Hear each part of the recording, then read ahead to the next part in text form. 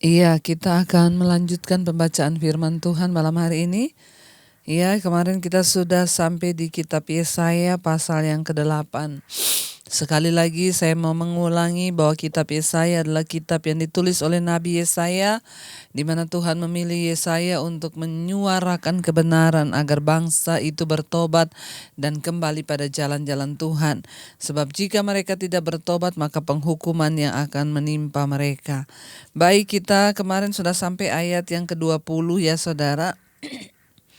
Jadi tentang bangsa ini mencari peramal-peramal, meminta tuntunan kepada arwah-arwah orang mati, dan itu membuat Tuhan murka.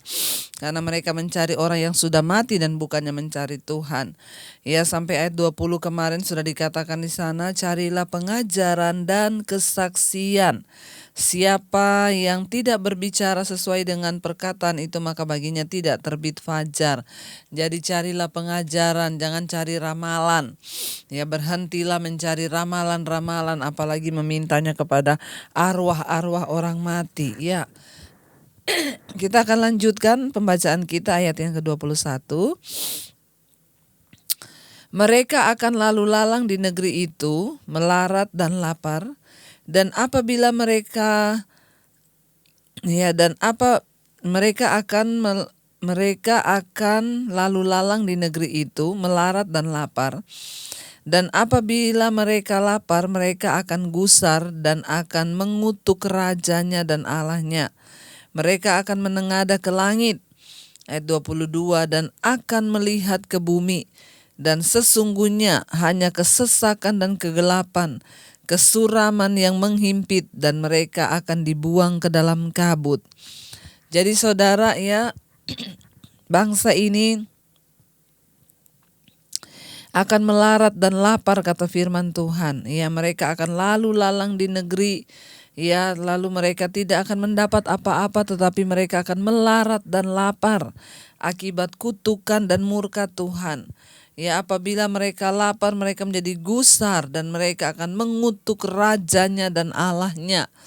Ya, jadi saudara, kita lihat ya, orang-orang itu ketika mereka gusar, mereka lapar, ada dalam kutukan Tuhan, tetap aja menyalahkan Tuhan.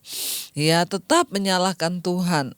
Ya, apa yang menimpa mereka, yang mereka salahkan itu Tuhan. Menyalahkan rajanya, menyalahkan pemerintahnya. Hari-hari ini banyak orang yang tidak pernah berdoa untuk pemerintah, tapi hanya bisa menyalahkan pemerintah. Ini juga terjadi. Ya, karena apa yang menimpa mereka, mereka salahkan pemerintah, mereka salahkan Tuhan. Ada banyak orang yang berkata, kenapa Tuhan izinkan saya begini, kenapa Tuhan izinkan begini, kenapa begini dan begitu. Berhentilah bertanya, tapi mari kita bertobat di hadapan Tuhan, saudara ya. Ayat yang sekarang ayat yang ke-23. Ya, ayat yang ke-23, judul perikopnya adalah Kelahiran Raja Damai. Tetapi tidak selamanya akan ada kesuraman untuk negeri yang terimpit itu. Kalau dahulu Tuhan merendahkan tanah Sebulon dan tanah Naftali, maka di kemudian hari Ia akan memuliakan jalan ke laut, daerah seberang sungai Yordan, wilayah bangsa-bangsa lain. Ya, jadi firman Tuhan datang dan berkata, saudara, ya, ketika memang kesuraman melanda, kenapa terjadi kesuraman atas bangsa itu? Ya, karena mereka menolak Tuhan. Setelah mereka menolak Tuhan dan rencana Tuhan bagi mereka, bangsa Yehuda akan menyalahkan Tuhan atas semua pencobaan yang menimpa mereka. Ya, di sini dikatakan, ya, mereka akan menyalahkan Tuhan atas semua apa yang terjadi. Dan bukankah itu adalah ya sifat manusia sampai hari ini? Ketika mereka tidak taat, mereka menolak rencana Tuhan atas hidupnya. Lalu ketika mereka salah jalan, ya, lalu mereka menyalahkan Tuhan. Makanya sampai hari ini juga masih ada orang Kristen yang seperti itu. Ketika mau menikah, mereka tidak melibatkan Tuhan. Mereka tidak bertanya tentang jodohnya, lalu mereka menikah. Dan ternyata mereka bukan menggenapi rencana Tuhan. Ketika masuk dalam kegagalan demi kegagalan, lalu mereka menyalahkan Tuhan. Kenapa saya mengalami ini? Kenapa saya begini? Kenapa Tuhan izinkan? Mereka menyalahkan Tuhan atas apa yang menimpa mereka. Ya, manusia terus-menerus menyalahkan Tuhan atas masalah yang mereka timbulkan sendiri. Firman Tuhan berkata manusia itu dicobai oleh keinginannya sendiri.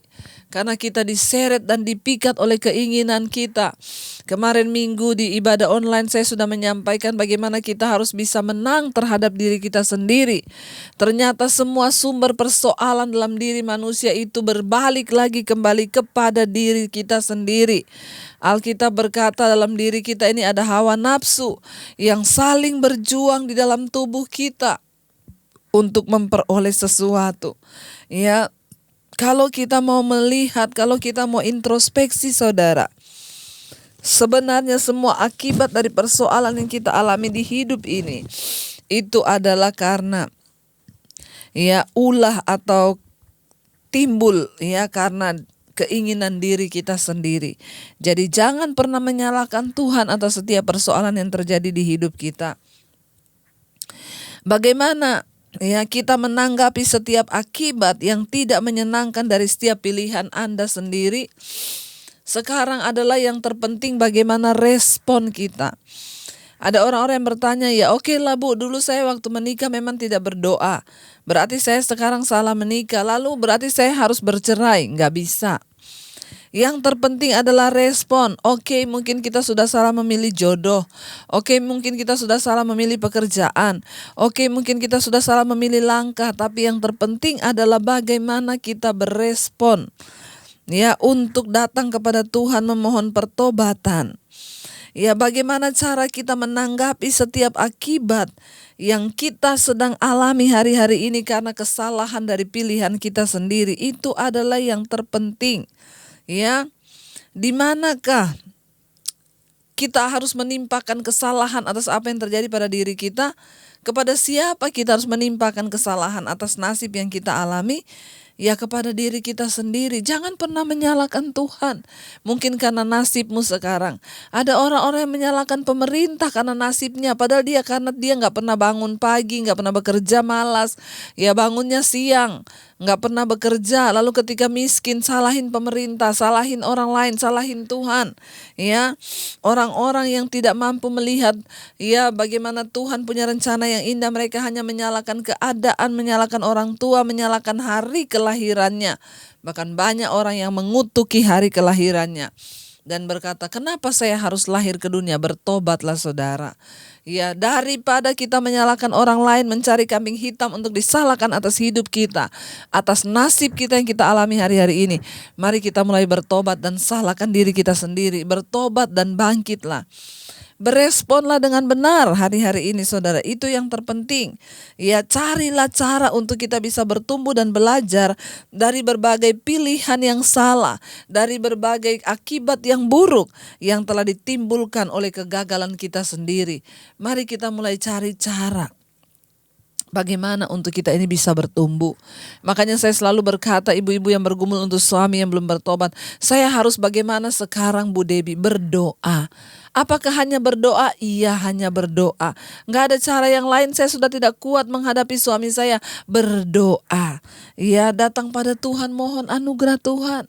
Hari-hari ini memang tidak ada pilihan lain atas setiap konsekuensi yang sudah kita ambil. Makanya saya bilang saudara, semua keputusan, semua pilihan pasti ada konsekuensinya.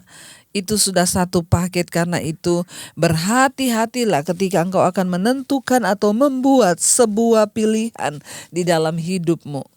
Ayat yang berikutnya, ayat 20 ya, masih ayat 23 di sana dikatakan saudara ya.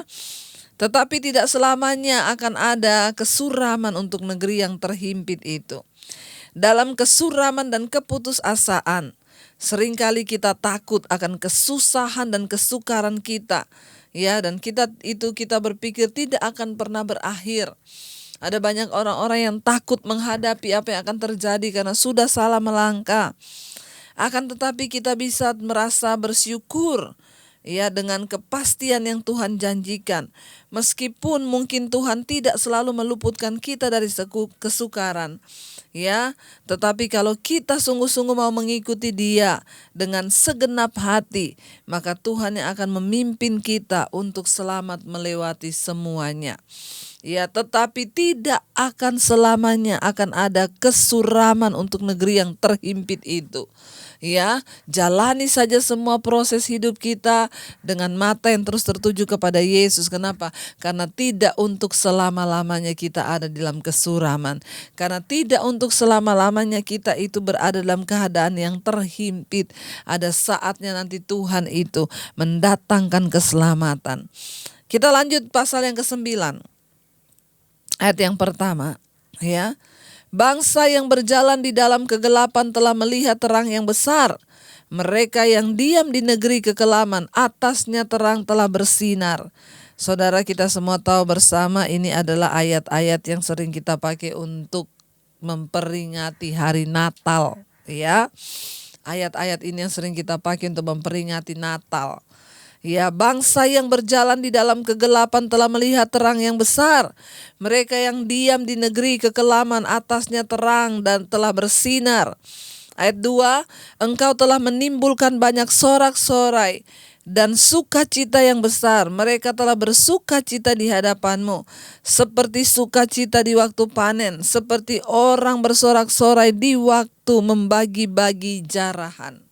Ya, saudara, ayat 9 ini, anak ini yang akan menjadi pembebas mereka, yaitu Yesus Sang Mesias, sudah ditulis jauh dalam nubuatan. Ketika bangsa itu memberontak, jatuh dalam dosa, mereka memberontak, jatuh dalam dosa, mengalami murka, jatuh ke tangan bangsa asing, mengalami murka, lalu mengalami lagi, sampai akhirnya Tuhan berjanji tidak akan selamanya, karena akan lahir, karena pada waktu itu dosa manusia sudah tidak bisa lagi dibenarkan dengan darah apapun. Sekalipun ada kurban yang disembelih, tapi sudah terlalu kotor, sehingga Tuhan yang berinisiatif untuk mendamaikan dirinya dengan manusia, yaitu dengan jalan Dia mengirim Tuhan Yesus Kristus sebagai Mesias, ya, sebagai Sang Juru Selamat.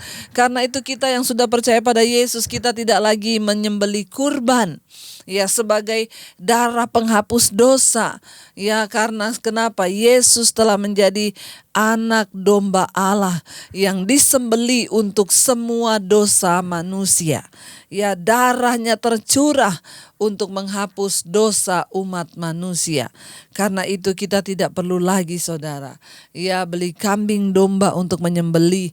Kenapa? Sudah ada darah Kristus yang tercurah bagi kita. Firman Tuhan, karena manusia sudah tidak bisa dibenarkan lagi. Betapa bejatnya manusia sehingga dosanya begitu luar biasa. Tuhan berfirman, bangsa yang berjalan di dalam kegelapan telah melihat terang yang besar. Mereka yang diam di negeri kekelaman, ya, atasnya terang telah bersinar. Ayat 2, Engkau telah menimbulkan banyak sorak-sorai dari perkabungan, dari kekelaman, saudara. Tiba-tiba muncul terang dan sukacita dan sorak-sorai, saudara. Ya, nubuatan ini berbicara tentang Yesus Kristus yang akan menjadi pembebas mereka. Yesus Sang Mesias. Ya, Matius mengutip ayat-ayat ini untuk menggambarkan pelayanan Kristus. Wilayah Sebulon dan Naftali mewakili keseluruhan kerajaan utara. Ini juga merupakan wilayah di mana Yesus bertumbuh besar dan melayani. Itu sebabnya mereka akan melihat terang yang besar. Ini nubuatan Nabi Yesaya. Ya, Rasul Yohanes juga mengacu kepada Yesus sebagai terang yang sesungguhnya. Ya, di dalam Injil Yohanes pasal yang pertama ayat 9, Yesus menyebut dirinya sebagai terang dunia. Akulah terang dunia. Kemarin saya mendengar ada seorang yang menelpon saya. Ya, dia berkata dia banyak belajar dari khotbah-khotbah saya. Dia bukan orang Kristen. Ya, bahkan dia memiliki sebuah paham bahwa orang yang tidak sepaham dengan dia semuanya kafir. Ya, lalu saudara, dia mendapat mimpi. Dia berkata, dia bermimpi satu malam ketika dia tidur.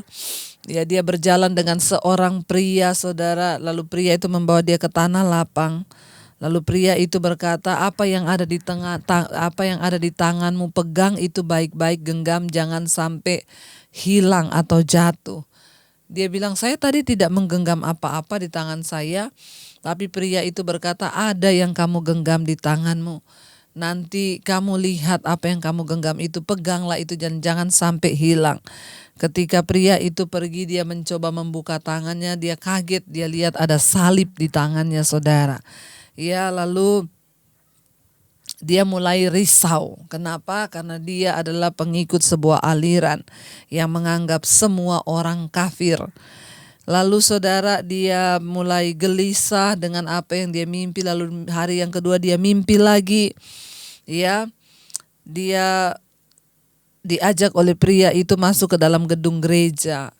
Lalu dia berkata, enggak, tempat saya bukan di sini. Dia berusaha untuk keluar, tapi ya pria itu bilang, tempatmu itu di situ. Dia dibawa lagi ke dalam gereja. Lalu dia berjumpa dengan pria itu, dan pria itu berkata, akulah jalan, kebenaran dan hidup. Akulah terang dunia.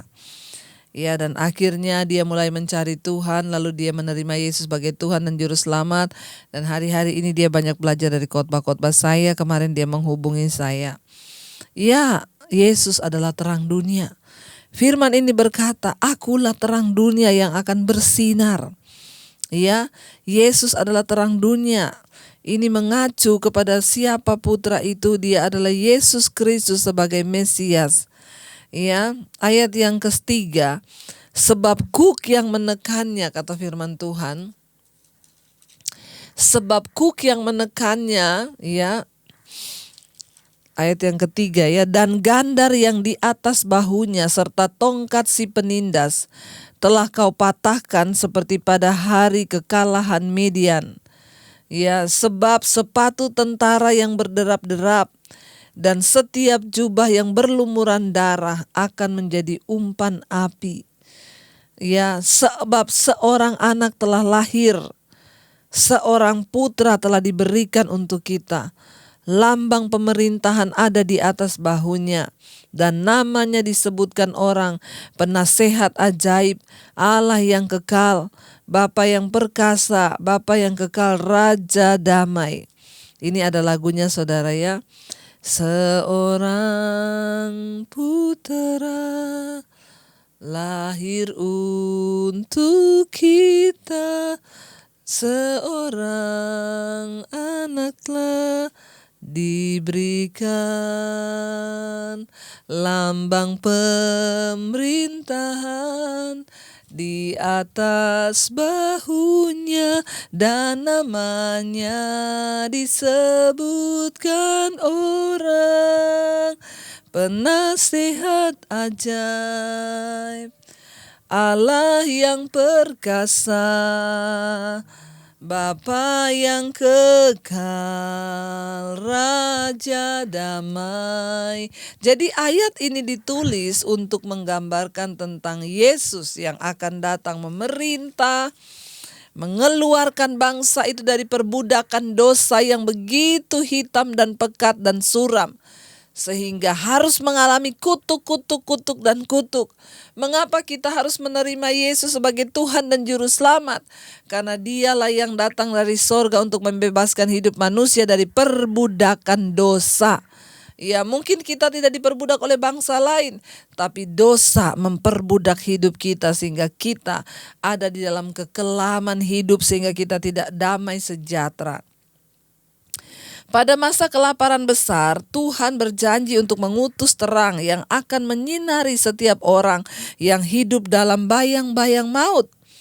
Dia adalah penasehat ajaib dan juga Allah yang perkasa. Pesan pengharapan ini digenapi di dalam kelahiran Kristus dan pendirian kerajaan kekalnya di bumi ini.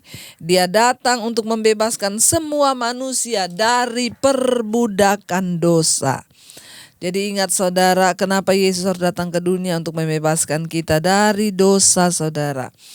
Ayat yang ke-6 berkata, besar kekuasaannya dan damai sejahtera tidak akan berkesudahan di atas tahta Daud dan di dalam kerajaannya, karena ia mendasarkan dan mengokohkannya dengan keadilan dan kebenaran dari sekarang sampai selama-lamanya. Kecemburuan Tuhan semesta alam akan melakukan hal ini. Saudara, Tuhan yang membebaskan kita dari hukum dosa dan maut. Yesus datang membawa damai sejahtera yang tidak berkesudahan. Jadi kalau hari ini sebagai orang Kristen hidupmu belum damai, ya berarti engkau masih di bawah budak dosa. Kalau hari ini tidak ada damai sejahtera di hidupmu, engkau bertikai dengan saudaramu, hidup dalam pertengkaran, ya hidup di dalam banyak persoalan, ya berarti engkau itu masih ada di bawah perbudakan. Mari minta kepada Tuhan damainya yang melampaui segala akal pikiran kita, ya, di mana Tuhan itu sanggup mengubahkan segala yang buruk menjadi baik. Mari fokus pada Tuhan. Mungkin engkau berkata, ya ibu gak rasa bagaimana suami saya berselingkuh, tapi saya sudah melihat banyak orang yang sungguh-sungguh mau hidup setia dengan Tuhan. Mereka tetap bisa ada dalam damai. Sekalipun keadaan belum berubah, tapi dia sudah merasakan damai dari Kristus. Dan keadaan tidak bisa lagi mengubah hatinya karena dia sudah menemukan Tuhan yang sejati dalam hidupnya. Mari kita mau sungguh-sungguh datang pada Tuhan, saudara. Kita mau berdoa. Biar Tuhan yang mengokohkan hati dan hidup kita dalam damai sejahteranya. Biar kita mau berkata, Tuhan, kami mau sungguh-sungguh Engkau hadir di hidup kami. Kehadiran-Mu itulah yang membuat perubahan dalam hidup kami. Kami mau belajar bersyukur pada Tuhan hari-hari ini. Karena Engkau hadir di hidup kami, Tuhan. Engkau membawa perubahan, ada damai sejahtera dan sukacita di hidup kami. Ketika Tuhan hadir di hidup kami. Terima kasih Bapa. Kau hadiri setiap langkahku. Amin Yesus, amin Tuhan. Yes Lord. Kau buktikan Engkau setia.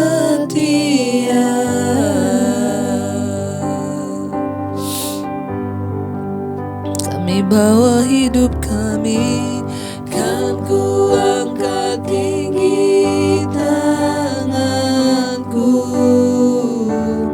tandaku berserah kepadamu selamanya. Engkau setia.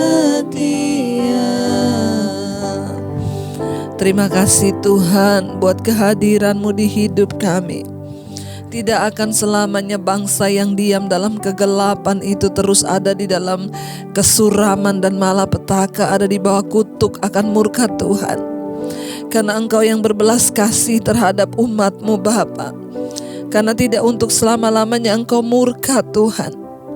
Engkau tahu kami begitu terbatas. Terima kasih buat kasih-Mu yang besar yang menyelamatkan kami umat manusia. Engkau yang berjanji mengirimkan pembebas itu untuk menyelamatkan dan membebaskan umat-Mu dari setiap kutuk dosa, kutuk maut, dan hidup di bawah perbudakan dosa. Engkau membebaskan kami Bapa.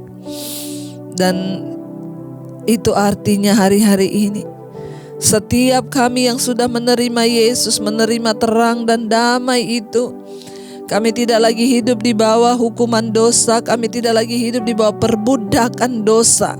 Kami mau berkata dosa Engkau tidak berhak ada di atas hidup kami, dalam hidup kami. Kami telah ditebus, harganya lunas dibayar. Karena itu hidup kami adalah untuk memuliakan Tuhan. Mampukan setiap kami Bapa untuk sungguh-sungguh berkata kami adalah milik Kristus. Kami mau dilepaskan dari setiap ikatan dosa-dosa kami. Terima kasih Bapa, kami membuka hati dan tangan kami untuk menerima berkat. Diberkatilah Engkau dalam kehidupanmu, diberkati rumah tanggamu, diberkati kesehatanmu, diberkati keuanganmu. Tuhan mencukupkan apapun yang kau butuhkan. Terimalah kiranya berkat dari Allah Bapa, cinta kasih Tuhan Yesus Kristus, penyertaan manis Allah Roh Kudus menyertai hidup mulai dari hari ini bahkan sampai kali yang kedua Tuhan Yesus datang menjemput kita. Namamu tercatat di dalam kitab kehidupan. Dalam nama Yesus yang percaya diberkati Tuhan, katakan bersama, amin. God bless you. Jika Anda diberkati dengan channel saya, jangan lupa tekan tombol subscribe, dan jangan lupa like, share, dan komen, dan jangan lupa untuk mengklik tombol lonceng di bawah ini supaya Anda mendapatkan pemberitahuan setiap kali saya mengupload video-video yang baru. Jangan takut karena gratis. Tuhan memberkati.